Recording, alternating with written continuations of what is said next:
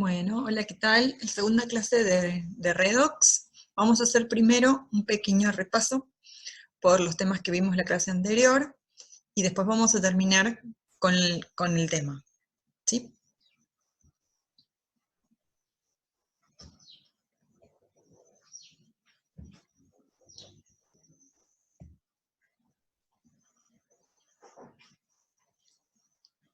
Bueno, muy bien. Si ustedes se acuerdan, bueno, muy bien. Si ustedes se acuerdan lo que eran las reacciones redox, eran las reacciones de transferencia de electrones. Vamos a repasar un poquitito lo que estuvimos viendo. Por ejemplo, poder reconocer cuál es una reacción redox, ¿no? O sea, esto de poder ver si hay intercambios en los estados de oxidación entre los reactivos y los productos, eso nos va a decir que es una reacción redox. Así que lo primero y más importante es poder identificar cuando una reacción es redox. Para estas reacciones redox, vimos la clase pasada también, que va a ser sencillo, bastante sencillo, poder predecir si son procesos químicos espontáneos o no espontáneos. Y eso viene de la mano del cambio de energía libre, ¿sí? El delta G, donde el cálculo del delta G, o incluso más sencillo, la determinación del signo del delta G, nos permite identificar a procesos espontáneos de procesos no espontáneos. Y que para el caso de las reacciones redox es sumamente sencillo, porque viene determinado, ¿sí?, por el signo de lo que vamos a llamar la variación del potencial de reducción, el delta E. Estos potenciales de reducción que nos está indicando qué tan fácil es reducir una especie a otra, están tabulados porque fueron comprobados unos contra el otro, en lo que nosotros llamamos la tabla de potenciales de reducción, en donde se le asignó 0 al electrodo normal de hidrógeno, a la reducción de hidrones o protones a hidrógeno gaseoso, a un bar, a una atmósfera, ¿sí?, o más o menos a una atmósfera, a 25 grados Celsius, y con concentraciones de hidrones de 1 molar y presión parcial de hidrógeno de 1 bar. Con lo cual, ahí se define al 0 de potencial. Comparando todas las demás cuplas contra este electrodo de referencia, se pudieron establecer potenciales de reducción para todas estas cuplas, en lo que es una tabla de potenciales. Estos valores están condicionados a condiciones estándar. Entonces, cuando yo tengo una redox que ocurre en condiciones estándar, simplemente para poder calcular el delta E, tengo que calcular la diferencia de los potenciales de reducción de la especie que se termina oxidando menos de la especie que se oxida. Si ese signo de esa delta me da positivo, indica que el delta G es negativo, y eso es un proceso espontáneo. ¿Qué pasa cuando no tenemos condiciones estándar, ¿no? Cuando las concentraciones no son 1 molar, cuando la temperatura no es 25 grados, bueno, en el caso de que la temperatura no sea 25 grados, no lo vemos en este curso, pero lo que sí vimos es que la variación es leve, con lo cual, lo que sí va a importar en la variación de la espontaneidad o no, tiene que ver con las concentraciones o las presiones parciales de los reactivos y productos. ¿Cómo varía el delta E para las concentraciones de reactivos y productos? Nos lo da la ecuación de Nernst, que es la ecuación que vimos la clase pasada, ¿sí? Entonces, cuando yo tengo que saber si una reacción redox es espontánea o no, pero las concentraciones o presiones parciales de los reactivos y productos no corresponden a las concentraciones estándar, o sea, no son ni 1 molar, ni las presiones 1 bar, tengo que usar esta ecuación para poder saber si el proceso es espontáneo o no, o para saber el valor del voltaje de esa pila que yo podría armar usando ese par redox, ¿sí? Esto es lo último que tenemos que repasar. Vimos que procesos redox implican transferencias de electrones, entonces hay una tecnología asociada con el hecho de poder separar los reactivos y hacer que los electrones circulen desde la especie que se reduce a la especie, perdón, desde la especie que se oxida a la especie que se reduce a través de un cable conductor. Eso implica corriente eléctrica, con lo cual tenemos, ¿sí?, la posibilidad de obtener energía eléctrica. Bien, algo que no vimos en la clase pasada es cómo representar de una manera más sencilla este equipamiento que es una pila, ¿sí? Por ejemplo, la pila de Nernst. Si en vez de hacer todo el esquema indicando cuál es el ánodo, que es donde ocurre la oxidación, la reacción que ocurre, cuál es el cátodo, su reacción de reducción, ¿sí?, y cuál es la reacción que ocurre, hacer el esquema y todo el dibujo, hay una manera simple de poder evaluar o de poder representar toda esta pila, que es mediante lo que nosotros llamamos notación de pila. La notación de pila, que se escribe en un renglón, tiene una cierta convención, que la vimos la vez pasada, que indica que a la izquierda tengo que representar el polo negativo, que es el ánodo, en donde está ocurriendo la oxidación. Como el zinc y la solución de zinc más 2 están en fases separadas, fases que corresponden a un sistema material, una fase sólida separada de una fase acuosa, esa separación de fases se representa con una barra. En el caso de las especies metálicas, como son sustancias puras, no se agrega ningún dato de concentración, pero en el caso de especies iónicas, como son soluciones acuosas, se indica entre paréntesis cuál es su concentración molar. Luego, se separan las dos hemireacciones con una doble barra, que indica la separación física de las dos. En algunos casos, como vimos la clase pasada, en realidad tendríamos que tener presente que además de la conexión por el cable conductor hay un puente salino, ¿sí?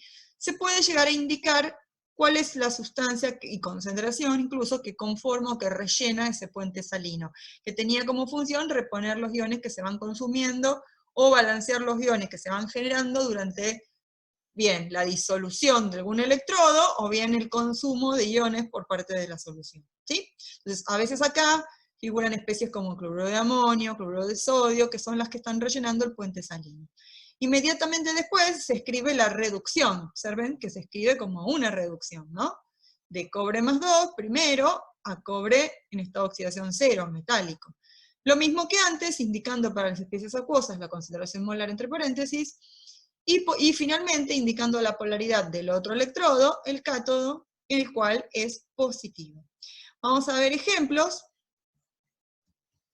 ¿Sí? Acá tenemos la explicación de cómo se va escribiendo una pila, y si tuviéramos que calcular cuál es la fuerza electromotriz, o sea, cuál es el voltaje de esta pila, repasamos el calculito, hacemos el delta E. El E del que se reduce, el cobre, menos el E, el potencial de reducción, del que se oxida. Respetando los signos, obtenemos el voltaje.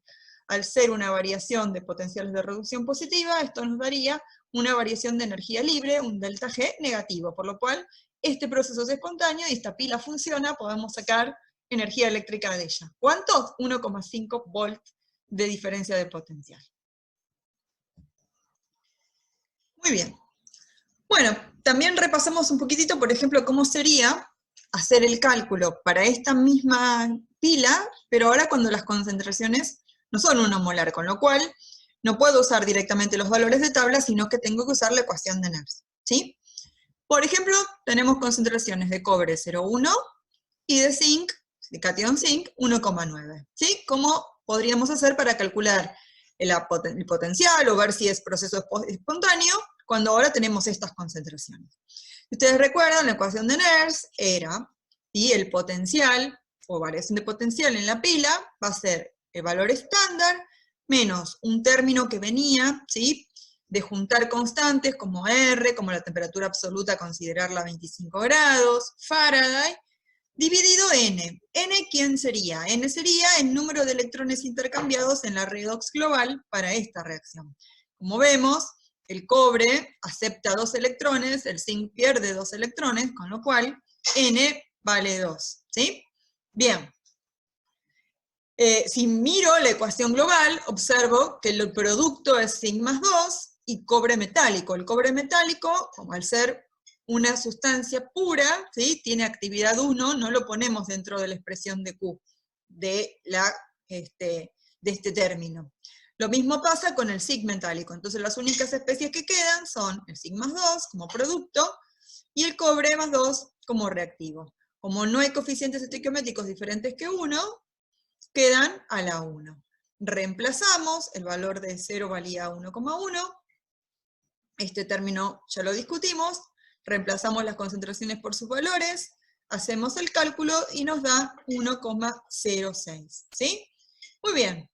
Esta cuenta nos dice que esta pila todavía sigue siendo espontánea, es un valor positivo, pero que tiene un voltaje menor. ¿Y eso a qué se debe? Bueno, se debe a que, como toda pila, ¿sí?, como toda reacción, en este caso, se van a ir consumiendo los reactivos y se va a ir formando el producto, con lo cual se va a terminar cambiando el potencial hasta un estado de equilibrio, en el cual el delta E ahí va a valer 0, y la pila se termina agotando, ¿sí?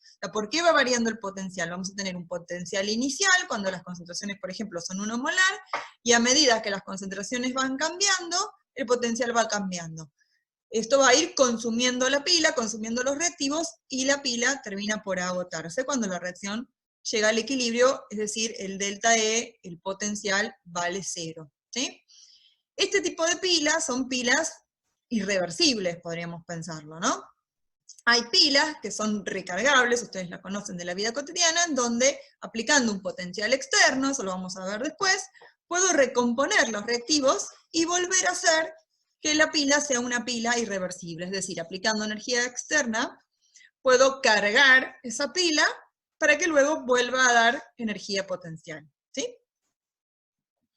Muy bien. Vamos a ver un tipo de reacciones redox que nos va a interesar estudiar en cuanto a que vamos a analizar la estabilidad de ciertas sustancias en cuanto a las reacciones redox. Y hay dos términos que quizás ustedes no vieron, y las vamos a refrescar ahora, por las dudas, las repasamos. Que son dos reacciones redox muy particulares. Una se llama dismutación y la otra se llama comproporción, ¿sí? La dismutación me habla de que hay alguna especie química que es inestable. Inestable en cuanto a que se puede generar consigo misma una reacción redox. ¿Eso qué significa? Que una reacción de dismutación es una autorredox, ¿sí? Hay moléculas que pueden actuar como agente oxidante, ¿sí? Es decir, consumir electrones, y hay moléculas que pueden perder electrones, es decir, oxidarse y actuar como reductores. Un caso típico que ya lo podemos ir aprendiendo para la materia de química inorgánica es el caso del cloro, el cloro gaseoso o dicloro, ¿no? Que burbujeado en un medio básico dismuta. ¿Eso qué significa? Que como sustancia es inestable porque está la posibilidad de descomponerse en dos productos. Uno reducido, el cloruro, pensemos que en el dicloro, por ser una sustancia elemental, esto vale 0, acá vale -1, entonces acá se redujo, y otro que es el hipoclorito, en donde el cloro tiene +1, con lo cual de 0 a +1 se oxidó. Es decir, a partir de un único reactivo, obtenemos dos productos, uno más reducido y uno más oxidado. Y eso tiene que ver con que hay moléculas que ceden electrones a otras moléculas. Eso significa que si esta sustancia tiene la posibilidad de generar esta redox, y eso es un proceso espontáneo, esta sustancia como tal va a ser inestable porque va a ocurrir esta descomposición o dismutación. Otro ejemplo típico que es importante conocer es el del agua oxigenada. El agua oxigenada también es inestable, ¿sí? Es inestable en cuanto a que se descompone, se dismuta en agua y oxígeno. Miremos los estados de oxidación. En el agua oxigenada el oxígeno tiene -1, ¿sí? Recuerden que este anión, el anión peróxido, son dos oxígenos que en total tienen -2, con lo cual cada oxígeno tiene -1. En el agua el oxígeno tiene -2, con lo cual pasa de -1 a -2. Disminuye su estado de oxidación, se reduce. Y en el oxígeno pasa de -1 a 0, es decir, se oxida. Este proceso es un proceso espontáneo. Ocurre, ¿sí? Con lo cual el agua oxigenada, sin importar el medio, porque acá no hay protones, ni hidrones, ni aniones hidróxidos, descompone naturalmente en agua en oxígeno. Por eso el agua oxigenada no se puede guardar mucho, ¿sí? Puede aparecer en los goteritos burbujas de oxígeno, productos de esta descomposición. Ahora, ¿cómo puede ser que se pueda tener agua oxigenada? De hecho se vende, se comercializa, ¿no? Tenemos la de 10 volúmenes, la de 20 volúmenes, si es una sustancia inestable. Bueno, esto está muy bueno para discutir una cuestión. Lo que nosotros entendemos como proceso espontáneo o no espontáneo tiene que ver con la termodinámica. Y esto es así, es decir, un proceso que es espontáneo ocurre, un proceso que no es espontáneo no ocurre. Pero lo que no nos dice la termodinámica es cuánto tiempo tarda en ocurrir ese proceso. el proceso de descomposición de agua oxigenada es un proceso espontáneo. El agua oxigenada es una sustancia inestable, se descompone, termodinámicamente es un proceso que ocurre o ocurre. La cuestión es que su cinética es bastante lenta, ¿sí? Es decir, este proceso, esta reacción química, que es espontánea, es lenta. Con lo cual yo puedo comercializar, puedo tener agua oxigenada durante un tiempo sin que se descomponga.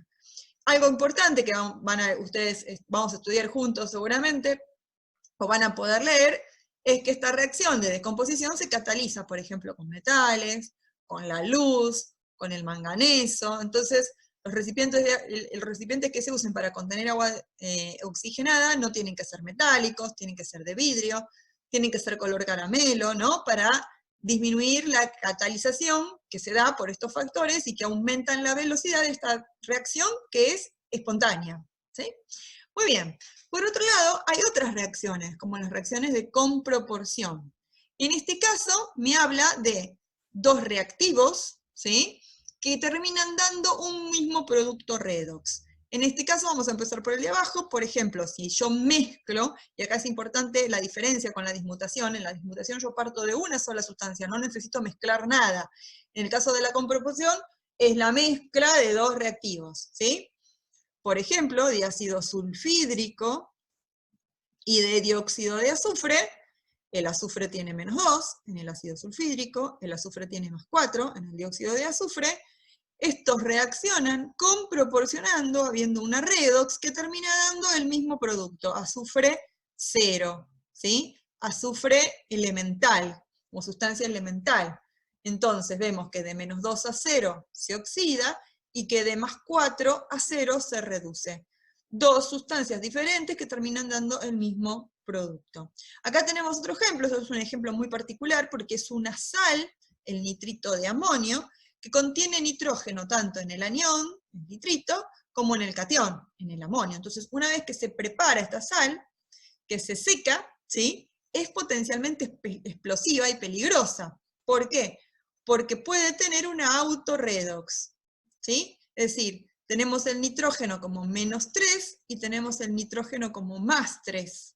De la reacción de explosión de esta sal, ¿sí?, se produce nitrógeno, que como es un gas, genera una reacción explosiva. Con lo cual, tenemos el nitrógeno aumentando su oxidación de -3 a 0 y disminuyéndolo en la reducción de +3 a 0. ¿Sí? También sería una reacción de comproporción, donde dos átomos de un mismo elemento con estados de oxidaciones más altos y más disminuidos terminan dando un estado de oxidación intermedio, la misma sustancia.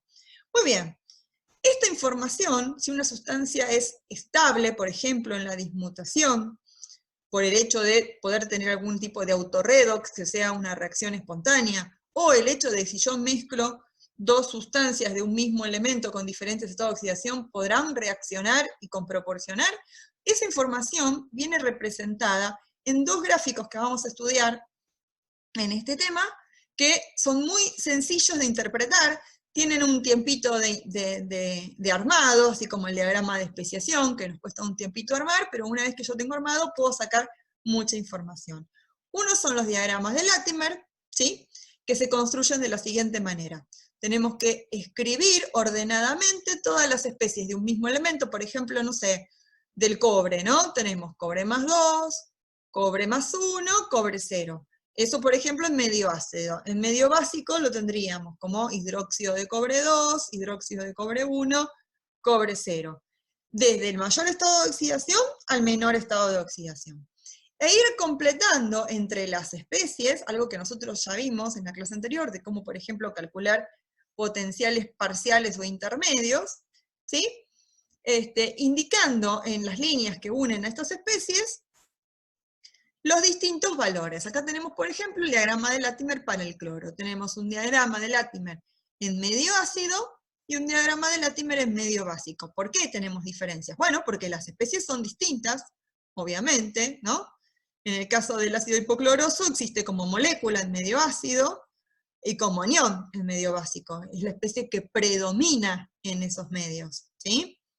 El cloruro es exactamente igual en los dos porque como viene de un ácido fuerte, no forma su ácido débil conjugado, así que pertenece como cloruro tanto en medios ácidos como en medios básicos.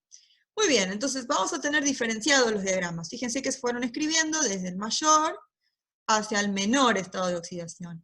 Y en las líneas que van uniendo las distintas especies, se adiciona el valor del potencial de reducción. E incluso puedo armar diagramas en donde relaciones especies no contiguas, ¿sí?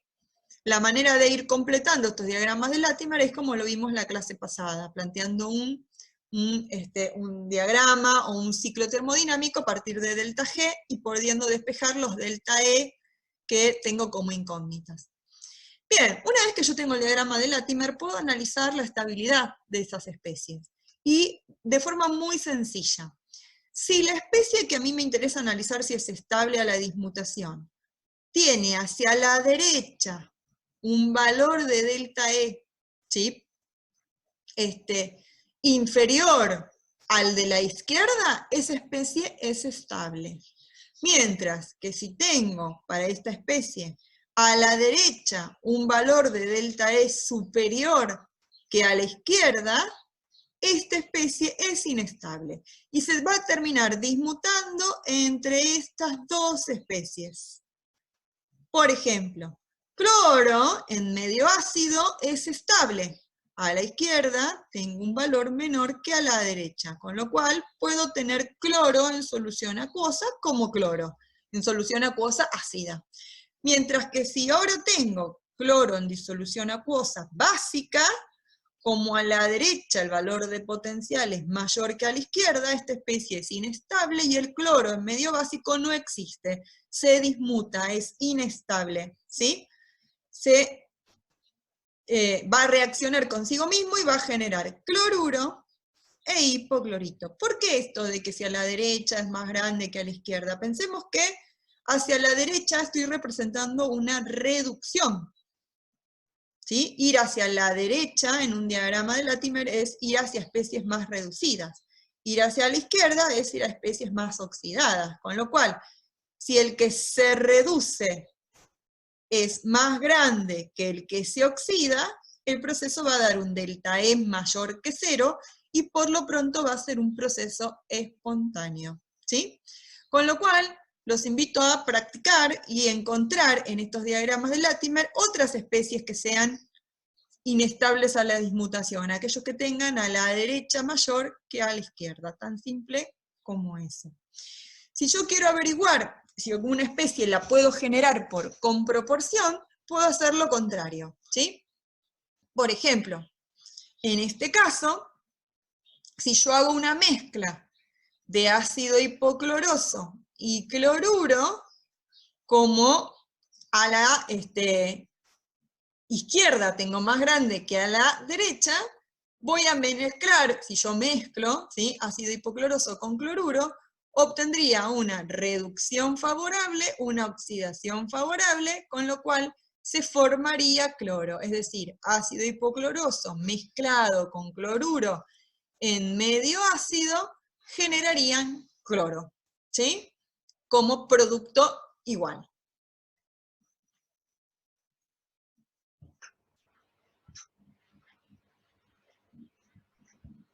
Muy bien. Hay otros diagramas que podemos usar también para obtener información sobre la estabilidad de las especies químicas en cuanto a la dismutación o a la comproporción, que son los diagramas de Frost. Los diagramas de Frost tienen también la información de la estabilidad de una especie, ¿sí?, pero graficado o expresado gráficamente de otro modo, ya deja de ser algo lineal como el diagrama de Latimer para hacer algo bastante más visual. ¿Cómo armamos los diagramas de Frost? Lo que vamos a hacer es representar la variación de delta G con respecto a un cambio redox, en particular referido siempre a la especie con estado de oxidación 0. Es decir, vamos a tener para un mismo elemento químico diferentes estados de oxidación. Lo que vamos a hacer es hacer los cálculos de las variaciones de energía libre o de delta E, ahora vamos a ver cómo se puede calcular, de cualquier otro estado de oxidación de ese elemento, pero referido a esa misma especie 0. Por ejemplo, si yo tengo cobre, voy a tener cobre 0 como referencia, y voy a tener un cálculo para desde cobre 1 a cobre 0, y otro cálculo para desde cobre 2 a cobre 0. ¿Sí? Ese cálculo es representar la variación de energía libre dividido la constante de Faraday con el signo cambiado. Es decir, es simplemente N, el número de electrones que van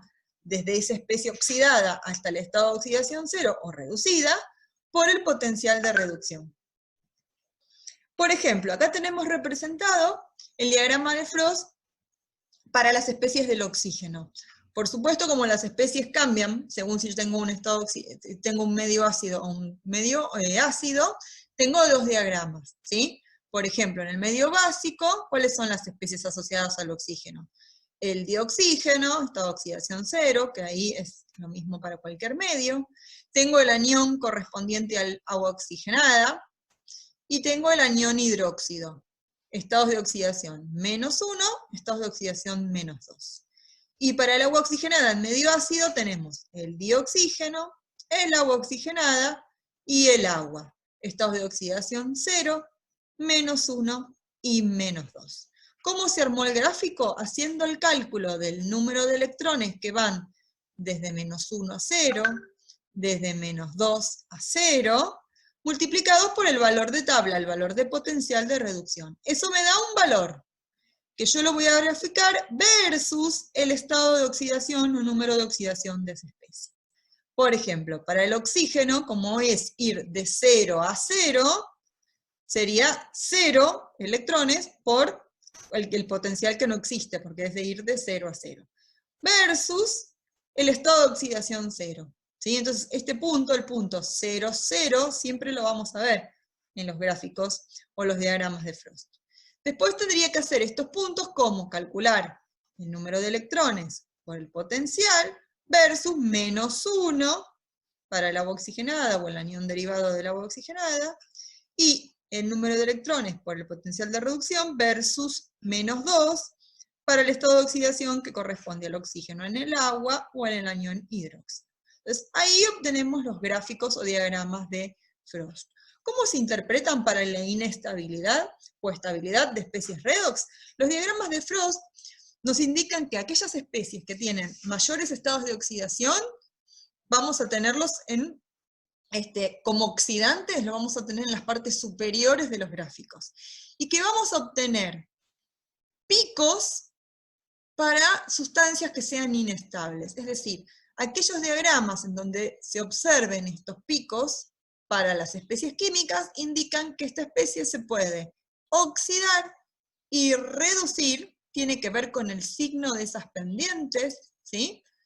Espontáneamente. Es decir, aquellas sustancias que aparezcan como picos de los diagramas de Frost son inestables. Habíamos visto antes que el agua oxigenada dismutaba tanto en medio ácido o en medio básico, es decir, es inestable a una redox. Vamos a ver cómo armaríamos, por ejemplo, el diagrama, ¿sí? Para el manganeso. En el manganeso es más complicado, ¿por qué? Porque tenemos varios estados de oxidación. Entonces, tenemos manganeso como +7, como +6, como +4, como +3, como +2 y como 0, ¿sí? Vamos a pensarlo para el medio ácido para hacerlo más sencillo. Entonces, tenemos que elegir nuestro valor de referencia, que por convención se elige el manganeso como sustancia elemental, que tiene 0, y como el cambio sería 0 a 0, porque es nuestra referencia, delta G va a valer 0. El punto 0, 0 en el diagrama de Frost. Pensemos para el primer estado de oxidación, por ejemplo, para +2. Su E vale -1,19. Si hago el cálculo de delta G, sería -n. ¿Por qué n vale 2? Porque hay 2 electrones de diferencia entre el manganeso +2 y el manganeso 0, que es nuestra referencia. Entonces ahí n vale 2. Por la constante de Faraday, por el valor de E. Hacemos el cálculo y nos quedan 2,38 Faradays, ¿sí? El Faraday es una constante, entonces se pasa dividiendo. Entonces lo que se suele graficar es el menos delta G, es decir, el signo pasado, sobre Faraday, o N por E. Acá este signo no correspondería, el delta E por N, que sería ser menos 1,19 volt por N, 2 electrones, con lo cual nos queda menos 2,38. Es decir, este sería nuestro punto I, y el valor de estado de oxidación más 2 sería nuestro eje X, ¿sí? Por ejemplo, podemos ver para el manganeso más 3, ¿sí? Para el manganeso más 2 ya lo hicimos. Supónganse que necesitamos el de manganeso más 3 a 0. Podemos hacerlo con una representación del delta G, ir de manganeso más 3 a manganeso 0 es lo mismo que ir de manganeso más 3 a manganeso más 2, y luego de manganeso más 2 a manganeso 0, en un pequeño ciclo termodinámico, ¿no? Con lo cual, sumamos los delta G, obtenemos el delta G total, que va a ser 0,84, en este caso Faraday.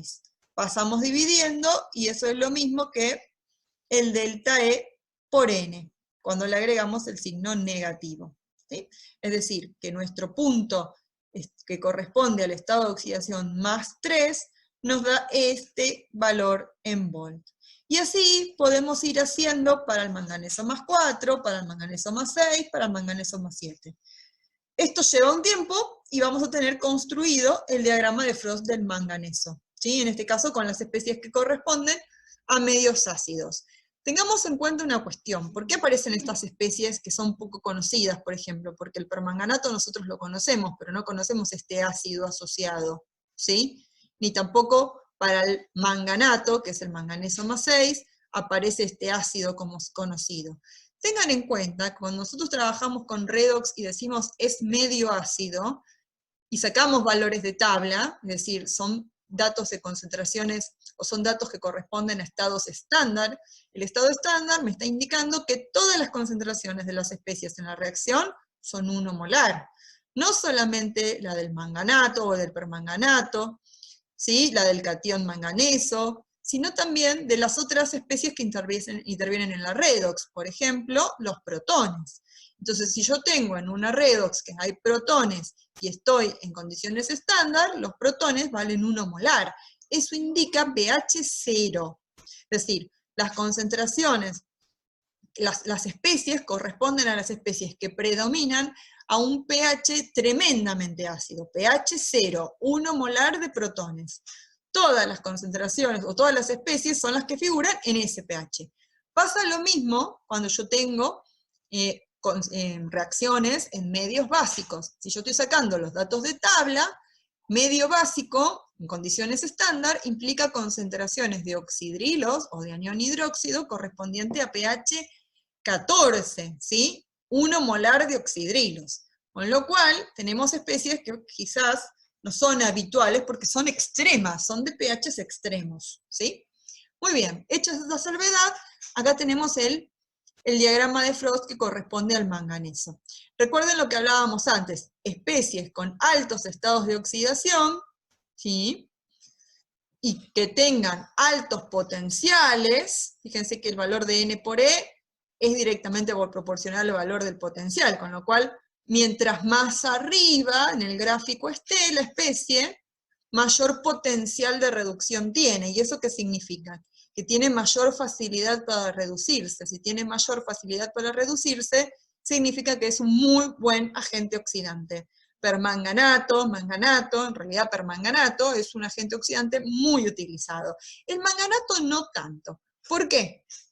Porque como vemos acá, está relacionado con el manganato y con el manganeso, en el otro manganeso, el manganeso más 4, perdón, el manganeso más 5, que también es una especie poco estable, en una relación como de pico, ¿no? En el gráfico aparece como un pico. Eso significa que esta especie y esta especie también no son muy estables, terminan siendo inestables a la dismutación. De hecho, el manganato o el ácido mangánico, que es la especie que corresponde a medio ácidos extremos, no es estable, termina dismutando en el anión permanganato o su ácido correspondiente, en este ácido de manganeso más 5, que es sumamente inestable, y termina dando esta especie que sí es estable, que es el dióxido de manganeso. El dióxido de manganeso sigue siendo un agente oxidante importante, y la especie más estable en cuanto a redox para el manganeso, ¿cuál es? El manganeso más 2. Mientras más abajo se encuentra en el gráfico, menor potencial de reducción tiene, o sea, más difícil de reducir es, por lo tanto, más estable es, ¿sí? Actúa como, no puede actuar como un agente oxidante, sino que es una especie estable. Es más, si yo observo que podría tener una mezcla de manganeso con manganeso más 3, al ser el fondo de un pico, es decir, estar en estado cóncavo, estas dos especies terminan comproporcionando en manganeso más 2. Las que son un pico son dismutables, las que son el fondo de un pico, ¿sí? O sea, en pico inverso, son estables, y si yo tengo una mezcla de estas dos especies, esta mezcla termina proporcionando en esta última, el manganeso más 2. ¿Sí? Acá tenemos un breve resumen de lo que estábamos contando recién, y acá tenemos una explicación también de cómo recordar, cómo reconocer especies estables y cómo reconocer especies inestables a través del diagrama de Frost. Bueno, muy bien. Si ustedes se acuerdan lo que eran las reacciones redox, eran las reacciones de transferencia de electrones. Vamos a repasar un poquitito lo que estuvimos viendo.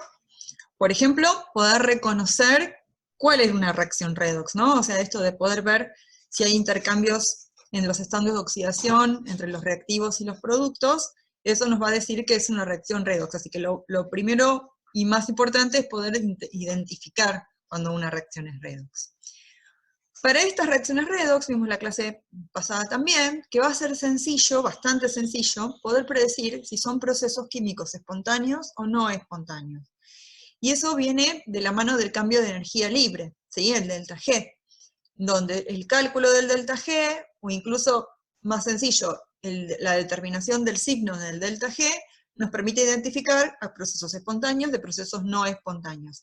Y que para el caso de las reacciones redox es sumamente sencillo, porque viene determinado, ¿sí?, por el signo de lo que vamos a llamar la variación del potencial de reducción, el delta E.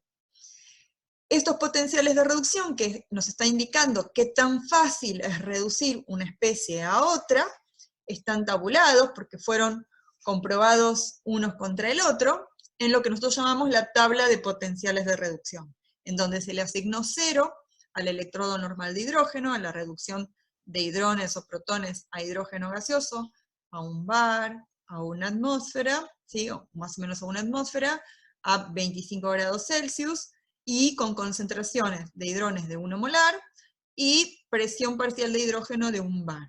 Con lo cual, ahí se define al 0 de potencial.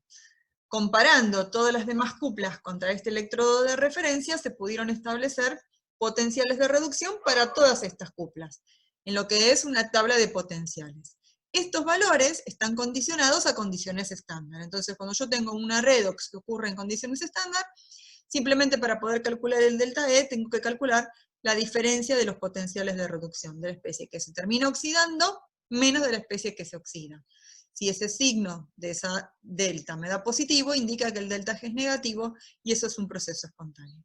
¿Qué pasa cuando no tenemos condiciones estándar, ¿no? Cuando las concentraciones no son 1 molar, cuando la temperatura no es 25 grados.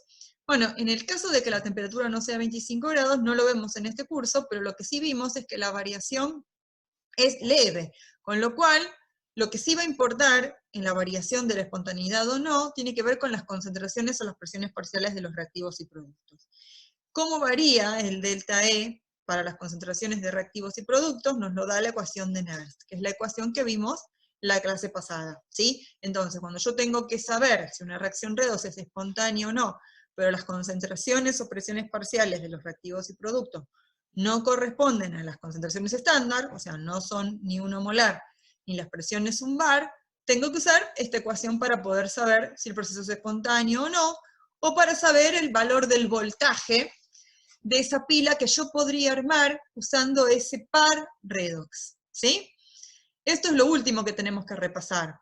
Vimos que procesos redox implican transferencias de electrones, entonces hay una tecnología asociada con el hecho de poder separar los reactivos y hacer que los electrones circulen desde la especie que se reduce a la especie, perdón, desde la especie que se oxida a la especie que se reduce a través de un cable conductor. Eso implica corriente eléctrica, con lo cual tenemos, ¿sí? La posibilidad de obtener energía eléctrica. Bien, algo que no vimos la clase pasada es cómo representar de una manera más sencilla este equipamiento que es una pila, ¿sí? Por ejemplo, la pila de NERS. Si en vez de hacer todo el esquema indicando cuál es el ánodo, que es donde ocurre la oxidación, la reacción que ocurre, cuál es el cátodo, su reacción de reducción, ¿sí? Y cuál es la reacción que ocurre, hacer el esquema y todo el dibujo, hay una manera simple de poder evaluar o de poder representar toda esta pila, que es mediante lo que nosotros llamamos notación de pila. La notación de pila, que se escribe en un renglón, tiene una cierta convención, que la vimos la vez pasada, que indica que a la izquierda tengo que representar el polo negativo, que es el ánodo, en donde está ocurriendo la oxidación. Como el zinc y la solución de zinc más 2 están en fases separadas, fases que corresponden a un sistema material, una fase sólida separada de una fase acuosa, esa separación de fases se representa con una barra. En el caso de las especies metálicas, como son sustancias puras, no se agrega ningún dato de concentración, pero en el caso de las especies iónicas, como son soluciones acuosas, se indica entre paréntesis cuál es su concentración molar. Luego, se separan las dos hemireacciones con una doble barra, que indica la separación física de las dos. En algunos casos, como vimos la clase pasada, en realidad tendríamos que tener presente que además de la conexión por el cable conductor hay un puente salino, ¿sí? Se puede llegar a indicar cuál es la sustancia y concentración incluso que conforma o que rellena ese puente salino, que tenía como función reponer los iones que se van consumiendo o balancear los iones que se van generando durante, bien, la disolución de algún electrodo, o bien el consumo de iones por parte de la solución, ¿sí? Entonces, a veces acá figuran especies como cloruro de amonio, cloruro de sodio, que son las que están rellenando el puente salino. Inmediatamente después se escribe la reducción, observen que se escribe como una reducción, ¿no? De cobre más 2, primero, a cobre en estado de oxidación 0, metálico. Lo mismo que antes, indicando para las especies acuosas la concentración molar entre paréntesis, y finalmente indicando la polaridad del otro electrodo, el cátodo, el cual es positivo. Vamos a ver ejemplos. ¿Sí? Acá tenemos la explicación de cómo se va escribiendo una pila, y si tuviéramos que calcular cuál es la fuerza electromotriz, o sea, cuál es el voltaje de esta pila, repasamos el calculito, hacemos el delta E. El E del que se reduce, el cobre, menos el E, el potencial de reducción del que se oxida. Respetando los signos, obtenemos el voltaje. Al ser una variación de potenciales de reducción positiva, esto nos daría una variación de energía libre, un delta G negativo, por lo cual este proceso es espontáneo y esta pila funciona, podemos sacar energía eléctrica de ella. ¿Cuánto? 1,5 volts de diferencia de potencial. Muy bien. Bueno, también repasamos un poquitito, por ejemplo, cómo sería hacer el cálculo para esta misma pila, pero ahora cuando las concentraciones no son 1 molar, con lo cual no puedo usar directamente los valores de tabla, sino que tengo que usar la ecuación de NERS, ¿sí? Por ejemplo, tenemos concentraciones de cobre 0,1 y de zinc, de catión zinc, 1,9, ¿sí? ¿Cómo podríamos hacer para calcular el potencial o ver si es proceso espontáneo cuando ahora tenemos estas concentraciones? Ustedes recuerdan, la ecuación de NERS era, y el potencial, o variación de potencial en la pila, va a ser el valor estándar, menos un término que venía, ¿sí?, de juntar constantes como R, como la temperatura absoluta, considerarla a 25 grados, Faraday, dividido N. ¿N quién sería? N sería el número de electrones intercambiados en la redox global para esta reacción. Como vemos, el cobre acepta 2 electrones, el zinc pierde 2 electrones, con lo cual N vale 2, ¿sí? Bien. Si miro la ecuación global, observo que el producto es zinc más 2 y cobre metálico. El cobre metálico, como al ser una sustancia pura, ¿sí?, tiene actividad 1, no lo ponemos dentro de la expresión de Q, de este término. Lo mismo pasa con el zinc metálico. Entonces las únicas especies que quedan son el zinc más 2 como producto y el cobre más 2 como reactivo. Como no hay coeficientes estequiométricos diferentes que 1, quedan a la 1. Reemplazamos, el valor de 0 valía 1,1. Este término ya lo discutimos. Reemplazamos las concentraciones por sus valores, hacemos el cálculo y nos da 1,06. ¿Sí? Muy bien. Esta cuenta nos dice que esta pila todavía sigue siendo espontánea, es un valor positivo, pero que tiene un voltaje menor. ¿Y eso a qué se debe? Bueno, se debe a que, como toda pila, ¿sí?, como toda reacción, en este caso, se van a ir consumiendo los reactivos y se va a ir formando el producto, con lo cual se va a terminar cambiando el potencial hasta un estado de equilibrio, en el cual el delta E ahí va a valer 0, y la pila se termina agotando, ¿sí? ¿Por qué va variando el potencial? Vamos a tener un potencial inicial, cuando las concentraciones, por ejemplo, son 1 molar, y a medida que las concentraciones van cambiando, el potencial va cambiando. Esto va a ir consumiendo la pila, consumiendo los reactivos, y la pila termina por agotarse cuando la reacción llega al equilibrio, es decir, el delta E, el potencial, vale 0, ¿sí? Este tipo de pilas son pilas irreversibles, podríamos pensarlo, ¿no? Hay pilas que son recargables, ustedes la conocen de la vida cotidiana, en donde aplicando un potencial externo, eso lo vamos a ver después, puedo recomponer los reactivos y volver a hacer que la pila sea una pila irreversible, es decir, aplicando energía externa, puedo cargar esa pila para que luego vuelva a dar energía potencial, ¿sí? Muy bien. Vamos a ver un tipo de reacciones redox que nos va a interesar estudiar en cuanto a que vamos a analizar la estabilidad de ciertas sustancias en cuanto a las reacciones redox. Y hay dos términos que quizás ustedes no vieron y las vamos a refrescar ahora, por las dudas, las repasamos. Que son dos reacciones redox muy particulares. Una se llama dismutación y la otra se llama comproporción, ¿sí?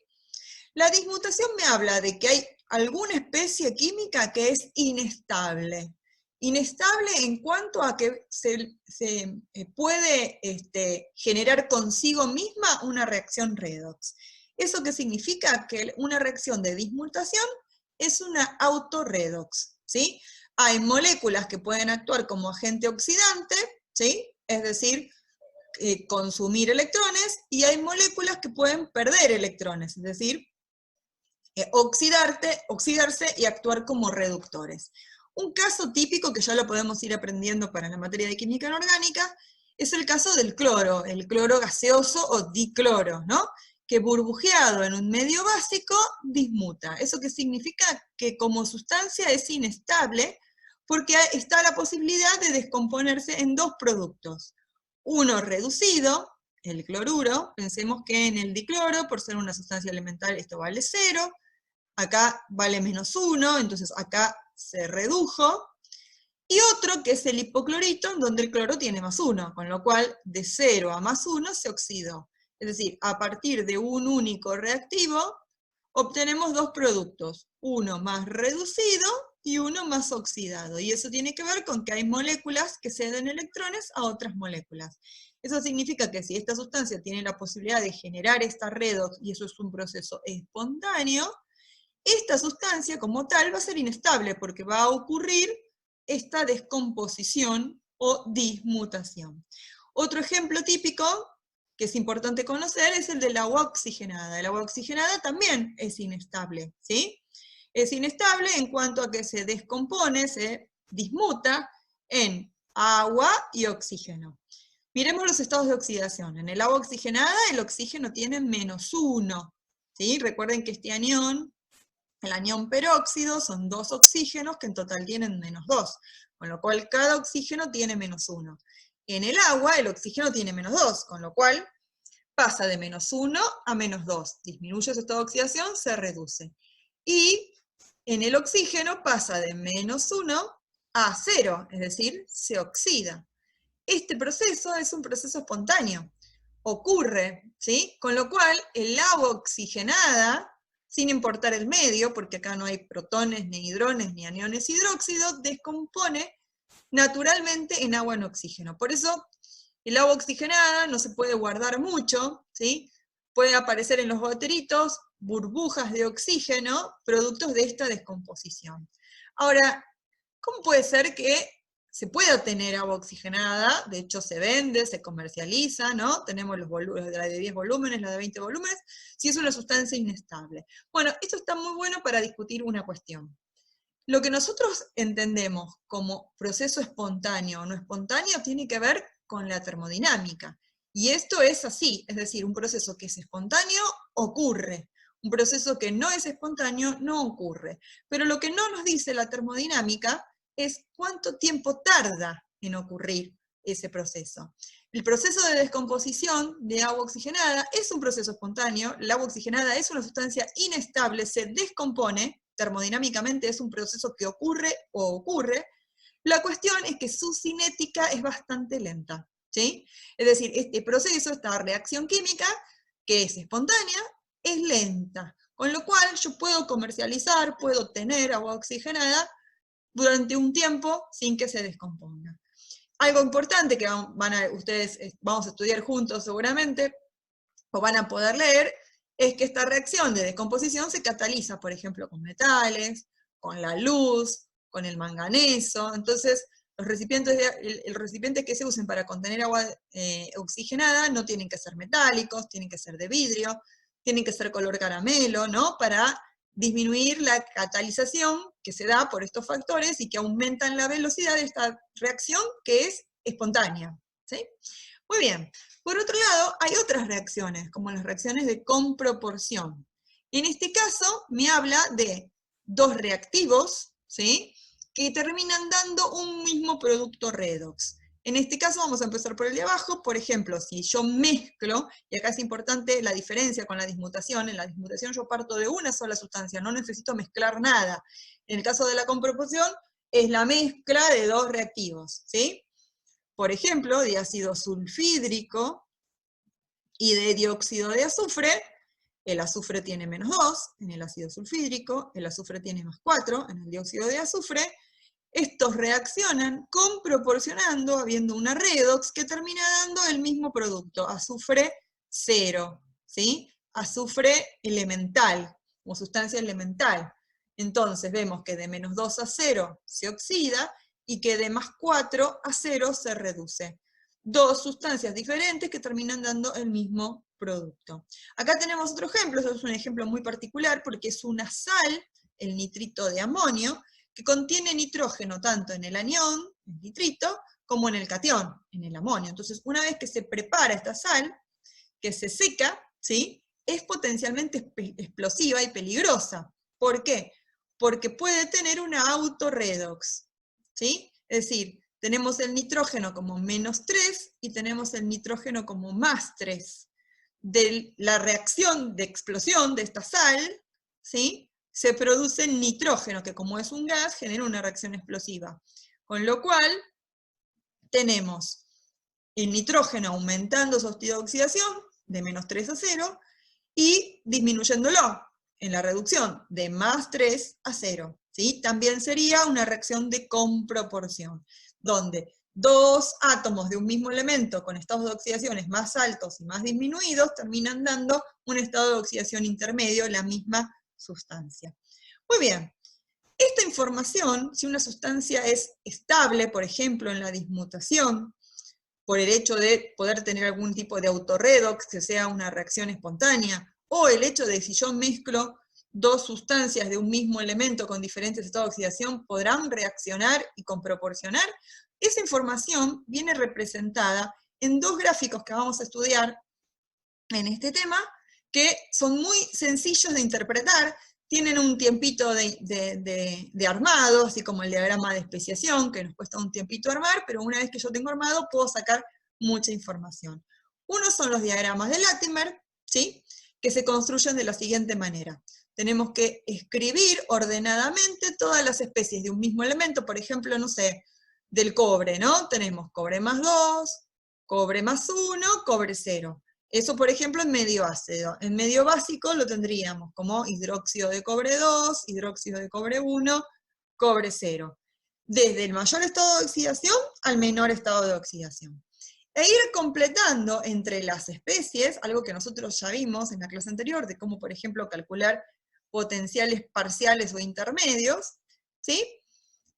Indicando en las líneas que unen a estas especies los distintos valores. Acá tenemos, por ejemplo, el diagrama de Latimer para el cloro. Tenemos un diagrama de Latimer en medio ácido y un diagrama de Latimer en medio básico. ¿Por qué tenemos diferencias? Bueno, porque las especies son distintas, obviamente, ¿no? En el caso del ácido hipocloroso existe como molécula en medio ácido y como anión en medio básico. Es la especie que predomina en esos medios, ¿sí? El cloruro es exactamente igual en los dos, porque como viene de un ácido fuerte, no forma su ácido débil conjugado, así que pertenece como cloruro tanto en medios ácidos como en medios básicos. Muy bien, entonces vamos a tener diferenciados los diagramas. Fíjense que se fueron escribiendo desde el mayor hacia el menor estado de oxidación. Y en las líneas que van uniendo las distintas especies, se adiciona el valor del potencial de reducción. E incluso puedo armar diagramas en donde relaciones especies no contiguas, ¿sí? La manera de ir completando estos diagramas de Latimer es como lo vimos en la clase pasada, planteando un diagrama o un ciclo termodinámico a partir de delta G y pudiendo despejar los delta E que tengo como incógnitas.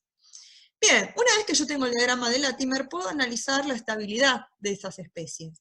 Y de forma muy sencilla. Si la especie que a mí me interesa analizar si es estable a la dismutación, tiene hacia la derecha un valor de delta E, ¿sí? Inferior al de la izquierda, esa especie es estable. Mientras que si tengo para esta especie a la derecha un valor de delta E superior que a la izquierda, esta especie es inestable y se va a terminar dismutando entre estas dos especies. Por ejemplo, cloro en medio ácido es estable. A la izquierda tengo un valor menor que a la derecha, con lo cual puedo tener cloro en solución acuosa como cloro, en solución acuosa ácida.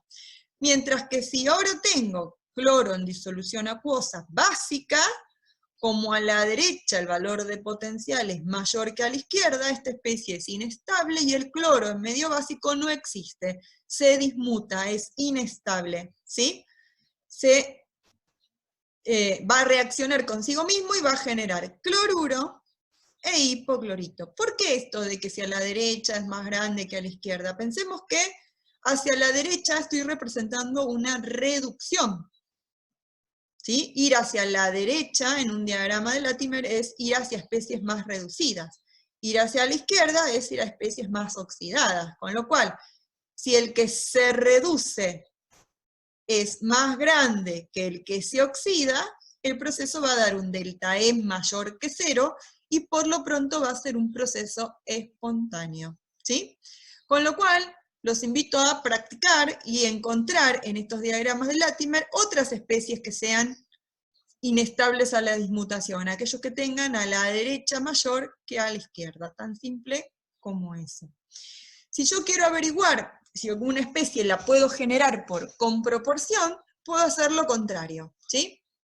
Por ejemplo, en este caso, si yo hago una mezcla de ácido hipocloroso y cloruro, como a la izquierda tengo más grande que a la derecha, voy a mezclar, si yo mezclo, ¿sí?, ácido hipocloroso con cloruro, obtendría una reducción favorable, una oxidación favorable, con lo cual se formaría cloro, es decir, ácido hipocloroso mezclado con cloruro en medio ácido generarían cloro, ¿sí?, como producto igual.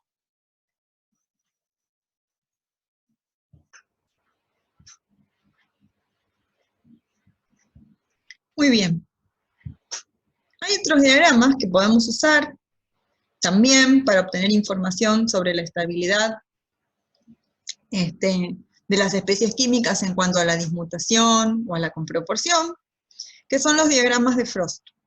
Los diagramas de Frost tienen también la información de la estabilidad de una especie, ¿sí? Pero graficado o expresado gráficamente de otro modo, ya deja de ser algo lineal como el diagrama de Latimer para hacer algo bastante más visual.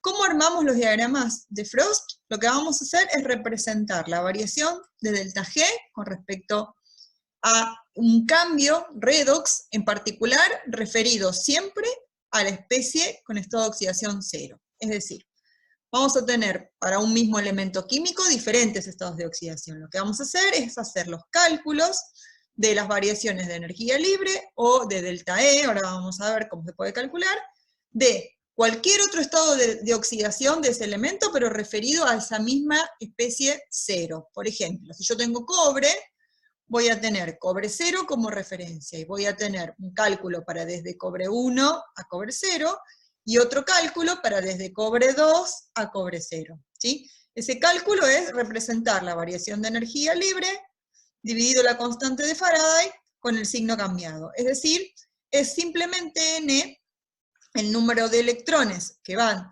desde esa especie oxidada hasta el estado de oxidación cero o reducida, por el potencial de reducción. Por ejemplo, acá tenemos representado el diagrama de Frost para las especies del oxígeno.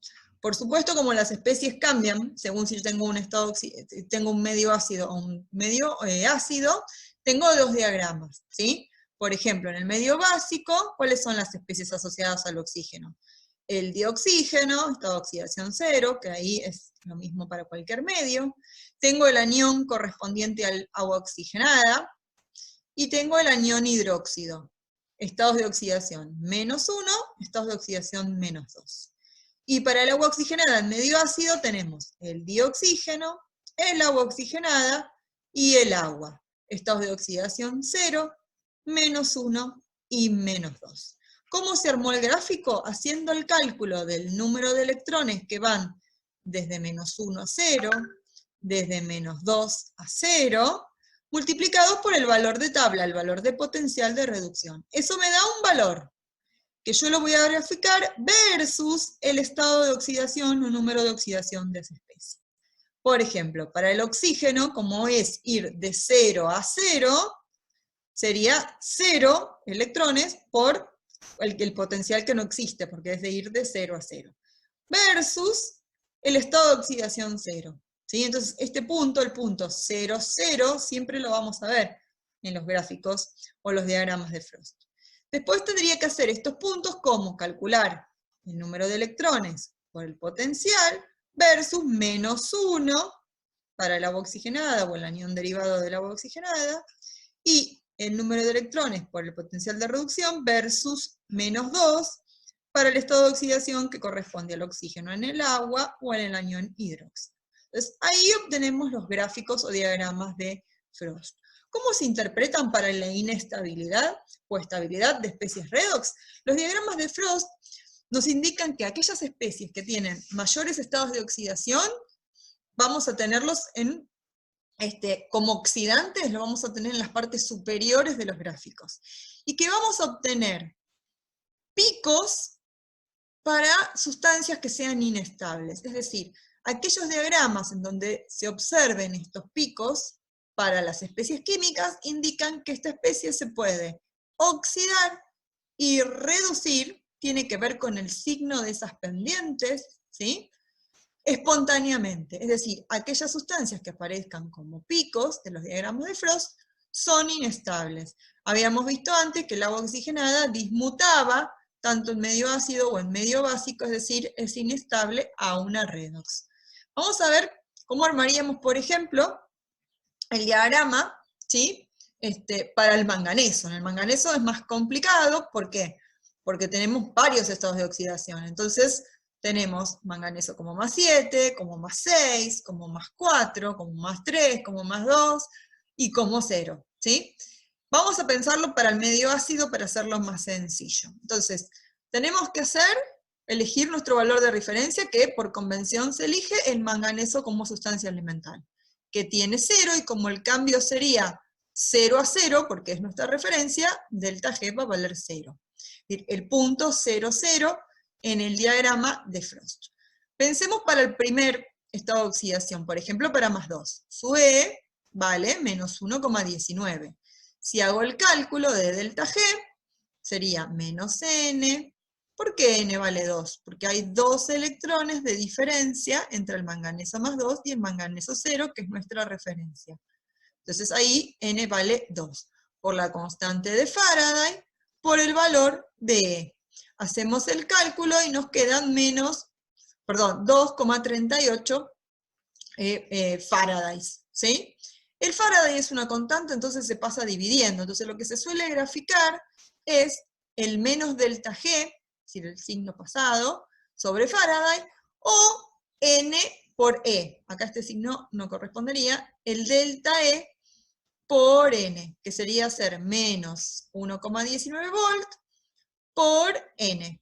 2 electrones, con lo cual nos queda menos 2,38. Es decir, este sería nuestro punto I, y el valor de estado de oxidación más 2 sería nuestro eje X, ¿sí? Por ejemplo, podemos ver para el manganeso más 3, ¿sí? Para el manganeso más 2 ya lo hicimos. Supónganse que necesitamos el de manganeso más 3 a 0. Podemos hacerlo con una representación del delta G, ir de manganeso más 3 a manganeso 0 es lo mismo que ir de manganeso más 3 a manganeso más 2, y luego de manganeso más 2 a manganeso 0, en un pequeño ciclo termodinámico, ¿no? Con lo cual, sumamos los delta G, obtenemos el delta G total, que va a ser 0,84, en este caso Faradays. Pasamos dividiendo, y eso es lo mismo que el delta E por N, cuando le agregamos el signo negativo, ¿sí? Es decir, que nuestro punto que corresponde al estado de oxidación más 3, nos da este valor en volt. Y así podemos ir haciendo para el manganeso más 4, para el manganeso más 6, para el manganeso más 7. Esto lleva un tiempo y vamos a tener construido el diagrama de Frost del manganeso, ¿sí? En este caso con las especies que corresponden a medios ácidos. Tengamos en cuenta una cuestión: ¿por qué aparecen estas especies que son poco conocidas, por ejemplo? Porque el permanganato nosotros lo conocemos, pero no conocemos este ácido asociado, ¿sí? Ni tampoco para el manganato, que es el manganeso más 6, aparece este ácido como conocido. Tengan en cuenta que cuando nosotros trabajamos con redox y decimos es medio ácido, y sacamos valores de tabla, es decir, son datos de concentraciones, o son datos que corresponden a estados estándar, el estado estándar me está indicando que todas las concentraciones de las especies en la reacción son 1 molar. No solamente la del manganato o del permanganato, ¿sí? La del catión manganeso, sino también de las otras especies que intervienen en la redox, por ejemplo, los protones. Entonces, si yo tengo en una redox que hay protones y estoy en condiciones estándar, los protones valen 1 molar. Eso indica pH 0. Es decir, las concentraciones, las especies corresponden a las especies que predominan a un pH tremendamente ácido, pH 0, 1 molar de protones. Todas las concentraciones o todas las especies son las que figuran en ese pH. Pasa lo mismo cuando yo tengo reacciones en medios básicos. Si yo estoy sacando los datos de tabla, medio básico, en condiciones estándar, implica concentraciones de oxidrilos o de anión hidróxido correspondiente a pH 14, ¿sí? 1 molar de oxidrilos. Con lo cual, tenemos especies que quizás no son habituales porque son extremas, son de pHs extremos, ¿sí? Muy bien, hecha esta salvedad, acá tenemos el diagrama de Frost que corresponde al manganeso. Recuerden lo que hablábamos antes: especies con altos estados de oxidación, ¿sí? Y que tengan altos potenciales. Fíjense que el valor de N por E es directamente proporcional al valor del potencial, con lo cual, mientras más arriba en el gráfico esté la especie, mayor potencial de reducción tiene. ¿Y eso qué significa? que tiene mayor facilidad para reducirse. Si tiene mayor facilidad para reducirse, significa que es un muy buen agente oxidante. Permanganato, manganato, en realidad permanganato es un agente oxidante muy utilizado. El manganato no tanto. ¿Por qué? Porque como vemos acá, está relacionado con el manganato y con el manganeso, en el otro manganeso, el manganeso más 4, perdón, el manganeso más 5, que también es una especie poco estable, en una relación como de pico, ¿no? En el gráfico aparece como un pico. Eso significa que esta especie y esta especie también no son muy estables, terminan siendo inestables a la dismutación. De hecho, el manganato o el ácido mangánico, que es la especie que corresponde a medio ácidos extremos, no es estable, termina dismutando en el anión permanganato o su ácido correspondiente, en este ácido de manganeso más 5, que es sumamente inestable, y termina dando esta especie que sí es estable, que es el dióxido de manganeso. El dióxido de manganeso sigue siendo un agente oxidante importante. Y la especie más estable en cuanto a redox para el manganeso, ¿cuál es? El manganeso más 2. Mientras más abajo se encuentra en el gráfico, menor potencial de reducción tiene, o sea, más difícil de reducir es. Por lo tanto, más estable es, ¿sí? Actúa como, no puede actuar como un agente oxidante, sino que es una especie estable. Es más, si yo observo que podría tener una mezcla de manganeso con manganeso más 3, al ser el fondo de un pico, es decir, estar en estado cóncavo, estas dos especies terminan comproporcionando en manganeso más 2. Las que son un pico son dismutables, las que son el fondo de un pico, ¿sí? O sea, en pico inverso, son estables, y si yo tengo una mezcla de estas dos especies, esta mezcla termina comproporcionando en esta última.